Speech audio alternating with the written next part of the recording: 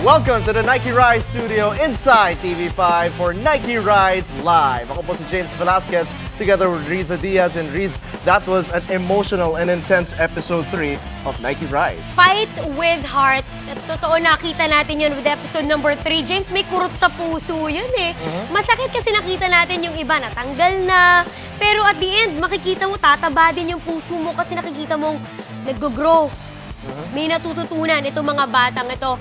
We are a very challenged nation. Hindi tayo katangkaran, hindi tayo kabilisan, hindi tayo kagalingan. Kaya kailangan ipukpok talaga natin yung passion natin, hard work, into training ourselves to be the best that we can. And that's what these kids are doing. Silipin natin ang kanilang mga nagdaang training camp. Ano ba naman sa akin yung umakyat kayo ng bubong? Bale, wala naman sa akin yun. Wala namang epekto sa akin yun eh.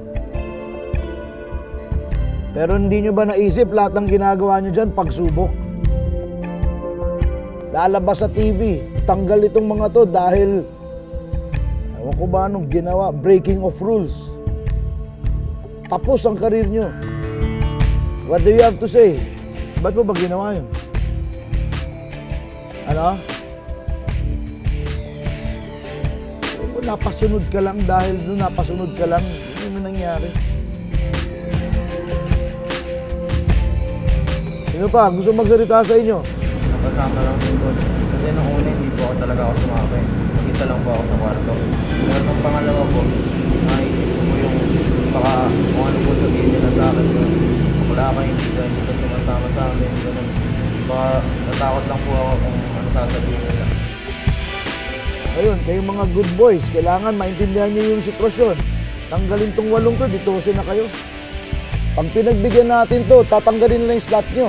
Ikaw, PRJ, what do you think? Bakit?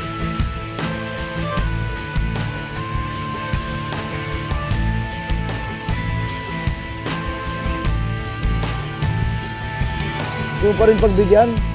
Dami mong kapwesto dyan, no? Si Silo, si JP, Aljin. Okay sa'yo? Ha?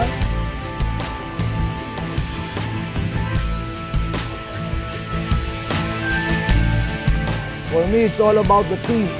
And the team is telling me to give you a chance. So, pasalamatan nyo sila. And one of them said, ayaw nila, this is over. But your team, your brothers are telling me to give you a chance.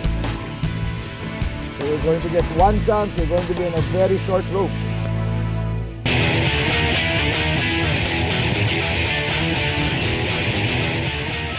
Don't foul defense! Don't foul defense! Ay, foul yan, Nico! Everybody here on defense, your job is to get to the paint. Sprint kayo sa shaded lane. Huwag niyo ba ang tao niyo dito?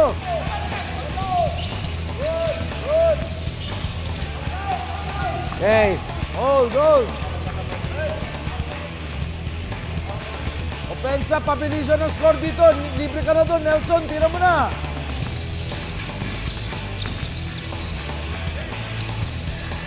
Rebound! Live! Good.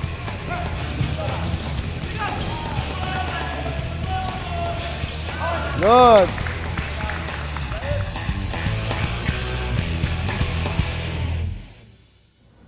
Dito sa 12, pinabilib nyo ako, pinahangan nyo ako. That's a team. Kapatid, inaalagaan yung kanyang mga kapwa kapatid. Yun ang team. More than the physical training nitong ating mga Nike Rise players, of course, Coach Chotres opened that VTR with a stern message for the players who apparently broke some rules inside the House of Rice. Pero makikita mo rin, James, doon, no? Lahat sila naglalaban-laban para sa pwesto, pero may malasakit din sila sa isa't isa. Tinanong sila kung pwede bang bigyan pa ng second chance o tanggalin na natin kasi nga nagkamali eh.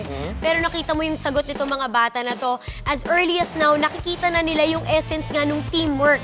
And that's something that is very, very important for them to learn kung sakali talagang gusto nilang umangat as a basketball player. Speaking of natanggal, meron na nga mga natanggal lately dito sa ating Nike Rise athletes. We have Michael Teves, Julius Binarao, Jarel Beltran rather, and Steven Art Andres. And like what you heard dun sa elimination, yung sinabi ni Coach Chot, itong decision na ito, it's not just a basketball decision but a disciplinary action and decision. Aanuhin mo ang talent na napakadami, siksik na siksik, kung wala namang disiplina. I personally talked to Coach Chot about it. At ang sabi nga niya, kung siya lang, no compromise yung walang discipline. Lalong-lalo na, kung ganito ka palang kabata, kailangan matutunan mo yung disiplina para nga umangat ka. And for these kids, alam mo James, hindi naman din natin sila masisi. Kasi karamihan dyan, ngayon pa lang, nagiging parang under a system. Diba? So, sinusubukan yung personality, yung attitude nila. And unfortunately, for some of these young boys, hindi sila pumasa doon sa test na yon. Disiplina. And definitely, this is something that Coach Chot wants to teach the players and wants to imbue in them the value of discipline and just to be not an excellent player on the court, but a better player, a better person off the court. He always emphasized that in all of the meetings with these children, he wants them to be better men off the court. Right. Alam nyo, marami pa tayong kwento sa kung bakit ba sila natanggal at ano nang mangyayari sa kanila. More of that when we come back dito lamang po sa Nike Rise Live.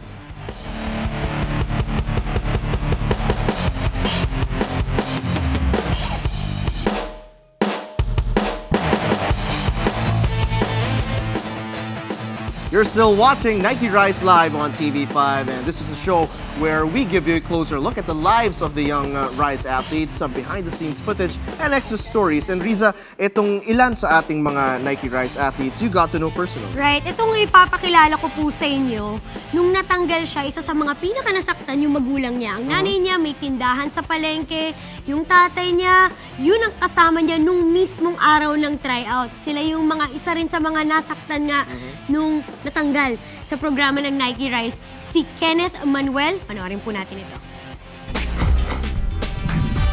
Mula sa libu-libong nag-tryout para sa Nike Rise program, isa sa maswerteng napili ay ang pambato ng Novaliches, 17 years old na si Ken Manuel. Magaling, masunurin, at napakasipag. Pero may naging problema. Bakit kaya siya natanggal? Tara, pakwento tayo sa kanya.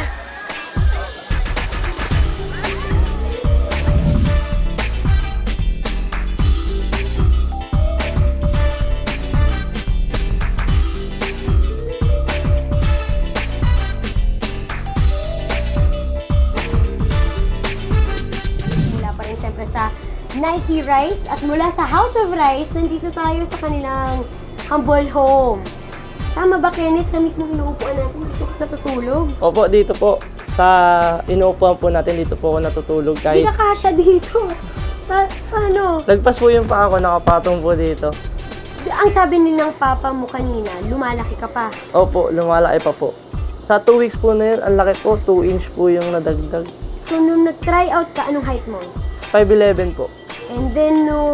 Paglabas ko po ng House of Rise, 6'1 na po ako. Malaking bagay ba yung naging training sa House of Rise? Kwentuhan mo kami. Kung dito, sa sofa ka natutulog, doon, paanong setup? Nasa isang kwarto kayo, magkakashare? Opo, 4 po kami. May aircon, ang lambot ng kama, talagang kwentuhan tuwing gabi. First time ko rin po yung gigising ng umaga, kakain, magte-training, uwi na naman, kakain, tapos konting tulog, training na naman, kain. Pahinga, unti lang po yung pahinga namin, siguro po tulog namin mga 6 hours, 5 hours. Nung sinabi po ni Coach Dino na napili po ako sa Final 24 sa buong Pilipinas, yun po, tuwang-tuwa po ako, napayas po ako. Pero isa lang po yung sinabi ni Mama, huwag daw po na ako magsaya. Kasi hindi pa daw po sure kung makuha talaga ako sa Final 12 na kinukuha po ni Coach Chot. Tuwan-tuwa po kayo. Tuwan-tuwa ako sa dami nung nag-tryout. Isa sa anak ko yung napasama. At siyempre sinong magulang matutuwa. Kaya nagpapasalamat din ako sa Nike na napasama yung anak ko sa Nike Rise. First time mo ba malayo sa parents mo noon, sa family mo noon? Opo, first time po yung ganong katagal, 2 weeks. Anong sabi ng mama mo, ng papa mo? Oh, okay din daw po. Pero tinagubili na po nila ako na kung ano yung mga kailangan gawin po.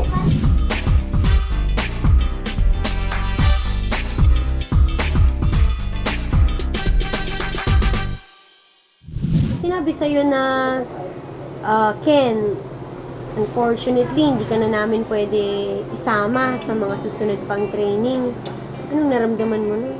Yun na po, naging emosyonado po ako. Umiiyak na po talaga ako noon kahit nagsasalita pa po si Coach noon nung araw na tinanggal po kami. Umiiyak po talaga ako. Tinanong niya po ako, hindi po talaga ako nakasagot talagang emosyonado po talaga ako. Pero sa tingin ko, alam mo rin kung saan ka nagkulang? Ano sa tingin mo? Anong assessment mo sa sarili mo? Siguro po yung sipag, kulang daw po ako sa lakas, parang ganun pa po. Masakit ba yun pag sinabi sa'yo na Malambot, parang oo, kulang? Opo, medyo masakit po talaga. Pero, ginagawa ko po lahat para maging talagang malakas na player. Magta-tryout po uli ako. Kahit Hindi po. pa, walang kasiguraduhan kung makukuha ka o Opo. no ulit ang sagot or hindi. Kahit no Kulang. po, babalik pa rin po ako. Basta po nabubuhay pa ako, sasamahan ko na sasamahan niya. Nasuporta po tayo dyan sa sa paglalaro. Ang tagumpay di masusukat sa dami ng medals o dami ng trophies, kundi sa kakayanang bumangon sa bawat pagkabigo. Aral mula sa batang basketballista ng Novaliches, si Ken Manuel. Dahil sabi nga sa Nike Rise, in all of us, there is an ability to rise. Ako po si Riza Diaz para sa Nike Rise.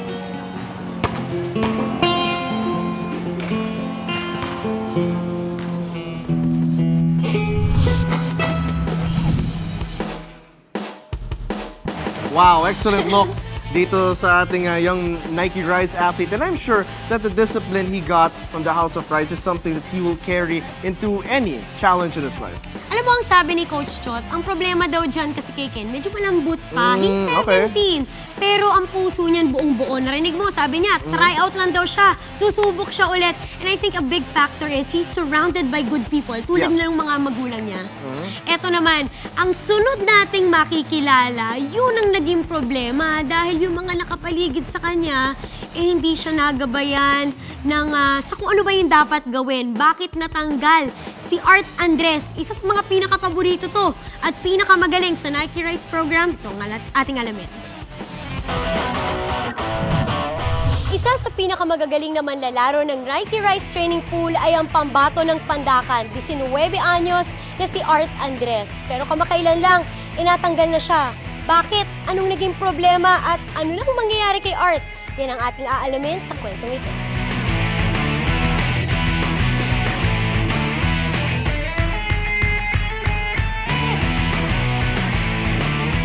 Hi Art! Sikat ka dito Kasi nung papasok kami, pinagtatanong-tanong namin kung saan ka nakatira. Medyo mahirap hanapin. Sinabi namin yung pangalan mo. Sikat na sikat ka. Wow! Ang dami pong trophy! Yan ang mga trophy niya, mga MVP yung iba yan. Yung iba naman po nagcha-champion sila. Yung iba naman po nasira na kasi sa katagalan na. Ito nga po, nabali. Oo, kasi ACL na po. maliit pa ako kasi yan naglalaro na eh. Dito ka talaga lumaki. Opo. Sa PGH. Pero hindi mo kasama ang mama at papa mo. Nakasama po. Tapos first year ata akong naghiwalay na sila.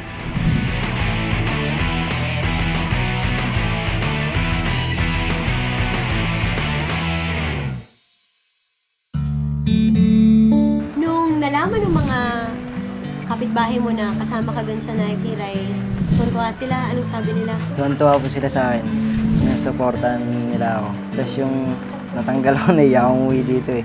Ang sabi ni Coach Chot, alam natin sa Nike Rise, 12 lang yung yung mapipili. May matatanggal talaga, pero sa naging sitwasyon mo daw, kung skills, isa ka daw sa pinakamagaling, pero nagka-problema yata sa discipline. Ano bang nangyari? Sa cellphone. Bawal mag-cellphone. Tapos, Then na-late ng pagbigay yung cellphone. ay, Tapos isa yun sa mga Tas sinabi na sa inyo na dapat gawin, hindi mo na sunod. madami pong na-warning Tapos yun, tapos na-injury po ako. Ano yung pakiramdam ng sinabi ni Coach Shot na tanggal ka na? Naiyak po ako. Tapos nalungkot. Kasi nahiya po akong umuwi dito, hindi ko alam anong sasabihin ko sa kanila. May tryout pa po ata ulit next year. Subukan mo ulit. Ano yung mga plano mo? Tryout next year? Ano po, mag-tryout muna ako sa school. Mhm. Pinapapunta po ako ni Coach Jonathan. Mhm. Ano yung mga bagay na natutunan mo sa Rise na magagamit mo ng maganda sa mga susunod pang pagsubok? Una-una po yung disiplina talaga. Sumunod sa mga pinapagawa ng coach. Hindi ako titigil hanggat di naabot yung pangarap. Anong pangarap mo? Maging professional basketball player. Kaya nga sabi ko, siguro hindi ka talagang para doon. Meron pang darating na antayin mo kung kailan. Kasi sabi ni Lord, wag ka muna dyan. Darating din yung para sa'yo. Kaya ngayon pa lang, magdisiplina ka na para pagdating ng oras, makuha mo yung ina-expect mong makuha. Ang kabiguang ito ay pagkakataon lamang para kay Art Andres ng Pandacan na itama ang kanyang mga pagkakamali at mas pagpursigihan pa ang pagtupad ng kanyang mga pangarap. Ang sabi niya kanina, magkikita daw kami sa PBA balang araw. Yan ang ating aabangan dahil ang kwento niya hindi dito natatapos. Tulad ng aral na bigay ng Nike Rise, in all of us, there is an ability to rise beyond belief. Ako po, si Riza Diaz para sa Nike Rise.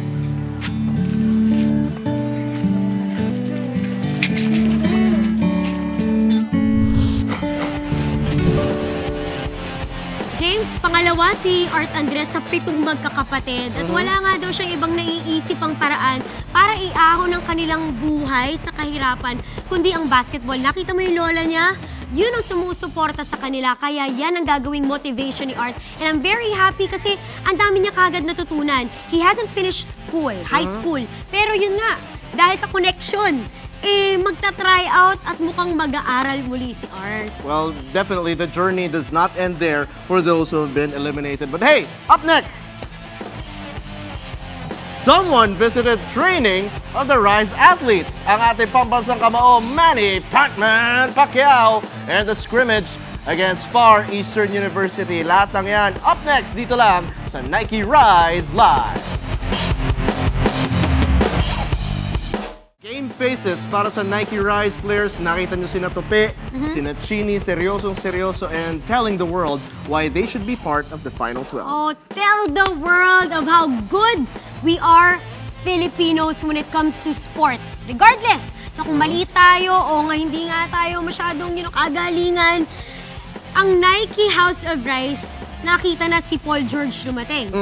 Nagpakita na rin sa atin ang isa sa pinakamagagaling na basketball players ng ating bansa na nagpakilala sa galing ng Pinoy, Jimmy Alapag. Dalawa. Ito, idol ng hindi lang ng buong Pilipinas, kundi ng buong mundo. Walang iba kundi si Manny Pacquiao. And ang ating pambansang kamao ay, dumalaw sa training ng Nike Rise athletes. It was a surprise, Riza. Nakita natin ito si Manny habang kinakausap ni Coach Billy yung Rise players after a big loss against Trinity University of Asia. Because Manny is the perfect example of an underdog story. Totoo. Yung dehado na sa lahat ng categories, height siguro, pero yung puso niya ang ginamit niya para gumaling, to rise beyond belief. James, from rags to riches, pinatunayan ni Manny Pacquiao na may magagawa tayo sa kapalaran natin. Di ba? Kung may gusto ka, may paraan. And Manny Pacquiao did prove that. And he indeed became a very good source of inspiration. Hindi lang para sa mga batang yan, pero para na rin sa atin, di ba? And again, what a big opportunity, a privilege for these kids na makilala, close in person, at maturuan pa ng isang Manny Pacquiao. More than the physical training, I think yung mga words ni Manny Pacquiao ang talagang may pinaka-impact dito sa mga batang ito. And of course, more than Manny Pacquiao, marami pang nami-meet. Well, some of the perks of being a Nike athlete, you get to meet and greet some of your favorite teams. Yan, meron silang mga syempre pang iba pang inspirasyon na makikilala. Ito, mga idol nila, napapanood na nila to sa TV. And some of their wishing na parang sana ako yon or balang araw ako yon. Let's get to see kung sino ba itong mga bagong kaibigan na ating mga Nike Rise kids. Watch this.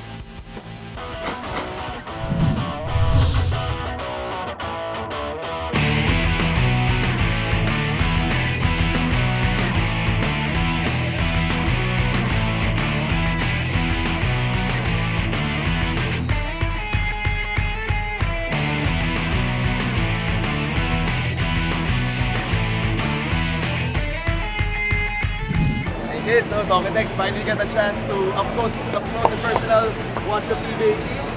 Enjoy the experience, learn what you can, and you'll never forget this sa habang buhay mo.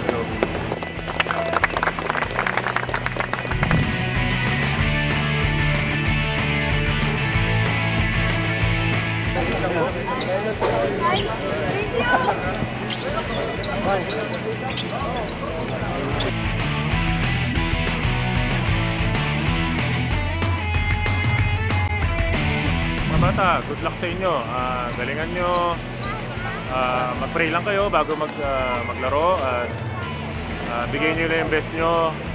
Sigurado ako, hindi kayo magsisisi basta binigay nyo yung best nyo. Lagi lang kayong think positive. Yan, i-enjoy nyo lang yung moment. God bless. It's an unbelievable thing they got going on here. And, you know, you can just see it, and just watching these guys for a few minutes, you can see in their eyes they're really grateful to be here and they really want to work hard. And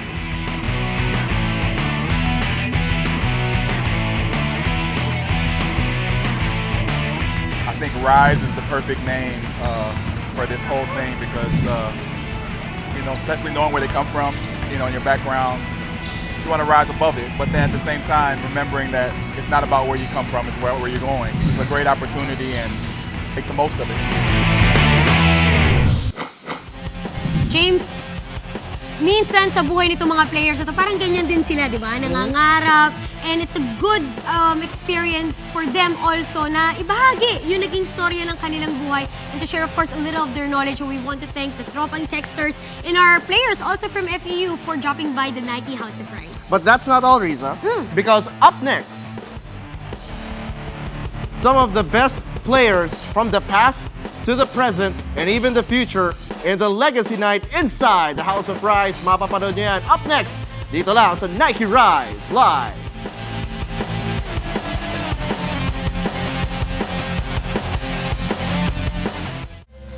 I am definitely excited to watch episode 4 of Nike Rise dito na sa TV5, especially with all of the players announcing to the world na handa silang patunayan na kanilang mga sarili that they are worthy to be part of the Final 12. Sino sa kanila ang aangat? Sino ba yung papasok dun sa top 12? And next episode na natin yan mapapanood. Pero alam mo, James, very recently, parang may party dun sa Nike House of Rice. Ang daming tao. Eh bakit naman hindi? The PBA legends, the best basketball players we've grown to see, nandun. Hindi lang yon, yung mga idol din nila, the current ones, nandun din. All in one game, all in one venue. Naglalaro in the PBA, past and the present. Right. Mga naglalaro collegiately, nagtipon-tipon sa Legacy Night inside the House of Rise.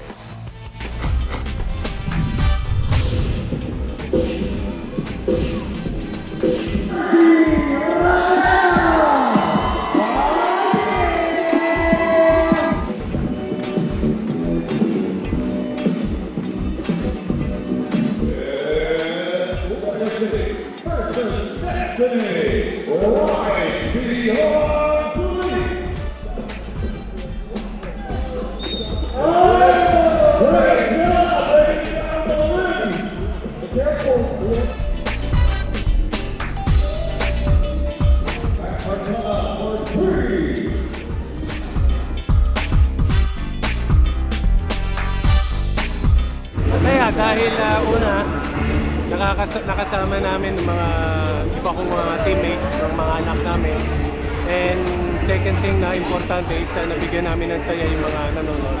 Nakakataba ng puso kasi alam natin na nakakatulong sa mga bata ba na nag-a-aspire na maging basketball player. At saka siyempre yung may marathon sa pagbabasketball, yun yung pinaka-masarap na pinag-asap.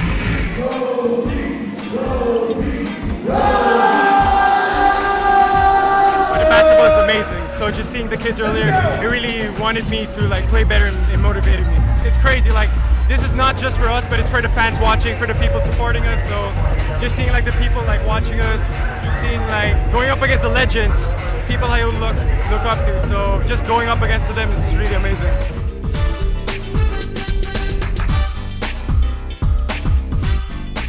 I'm so excited kasi siyempre makakalaro ulit ako, makikita ko sino yung mga bagong upcoming basketball superstars. Nakaka-inspire kasi we are passing the baton to the younger generation of basketball heroes. Alam naman natin, they're destined for greatness eh. Nandito lang kami, really support them, saka ipag-prepare namin yung success nila.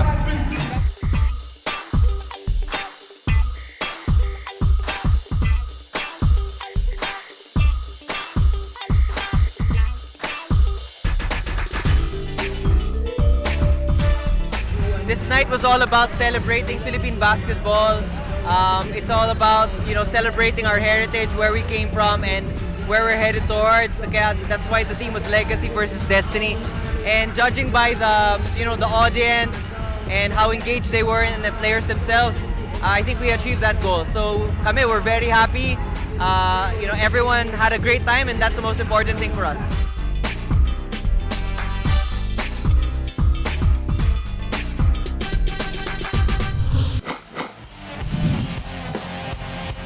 The young guns of Team Destiny eventually prevailed against Team Legacy 121-109. But Riza, alam ko panalo na yung young guns. I'll give that to them. They're more athletic. But to see Alvin Patrimonio, Right! you see RoboCop, Alvin Teng rocking the latest kicks from Nike. That makes them winners and MVPs for me. It was like a dream come true. Alam mo yun, makita sila ulit playing, and kudos to Nike for putting all these players together. And grabe, no? May father and son tandem pa. Benji Paras and Kobe was there. Parang nakita ko rin si Coach Bong, si Thirdy. Diba si Thirdy Ravena. Yan ang magaganda. Diba? Yung Alvin Teng, Jeron Teng. Sino ba yung mas matigas yung katawan? Eh kaya naman pala kahit wala tayo, no? Nagbabasa ako sa Twitter, it was trending on social media. Yeah, and diba? definitely this is something that the kids really enjoy, the past, the present, and the future. Lalo yung mga collegiate superstars converging on one court to show them how basketball should be played. But we have more to offer inside from the House of Rise because next week, makikita pa natin how the players will push themselves emotionally, mentally, physically, who will be part of the Final 12. Yan ang ating tignan. Ito, konting patikim on what to expect for next week's episode of Nike Rise. Let's watch this.